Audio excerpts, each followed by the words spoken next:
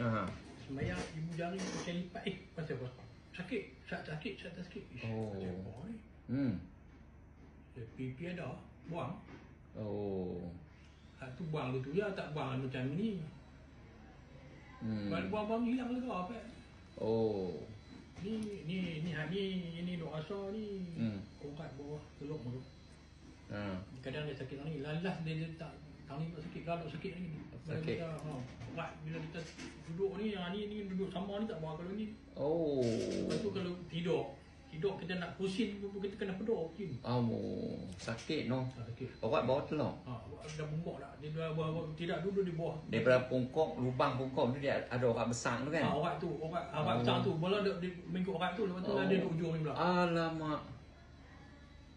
Lepas tu ketin belakang ni kadang-kadang dia duduk bangkit, dia macam duduk sakit tak ada apa-apa, sakit. Ya Allah. Itu yang ada ni. Saya kenal dua orang ni, tapi saya main seorang ni. Isteri pun kenal juga? Kenal juga dua orang. Amboi. Saya yang tahu dia kenal lah. Tak apalah. Sebab dia semangat. Semangat tu tak ada langsung. Tak ada langsung dah. Tak ada langsung. Tu tengok doktor menung tu. Dia pun ada semangat tapi tak naik. Tak naik langsung dah. Tak naik. Naik tapi naik. Naik tapi tak boleh guna. Tak boleh Patah. Lembek. Patah. Dia tak pejat. Perempuan tak mau langsung. Sudah. Tak mau langsung. Tak mau langsung. Dia tak semangat langsung. Daripada dulu masa kahwin tu malah tu okey tak apa okey sangat apa.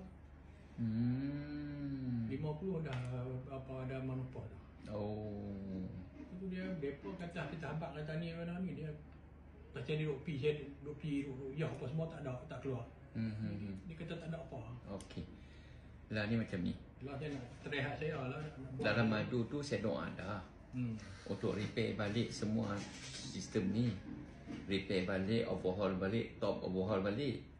Termasuk juga gangguan. Jadi lah ni pun kadang-kadang tak main benda tu. Dia tak mau main. Lepas tu waktu ni lepas tidur. Tak apa. Bila makan madu yang kita doa tadi tu, saudak kita doa tu, bila kita makan dia duduk dalam darah kita. Bila duduk dalam darah dia selongkap. Dia akan selongkap insya-Allah. Saya Ustaz Farhan. Ustaz Syarhan. Dia main buat kat masjid saya buat. Dia dah baca ramai dia baca. Saya terasa sikit, lepas tu dia berhenti dah. Terasa sikit, terasa nak ni. Lepas tu sampai lah. Ustaz Melaka tak langsung. Melaka apa nama? Yang Melaka Ustaz. Ambil jari apa ni?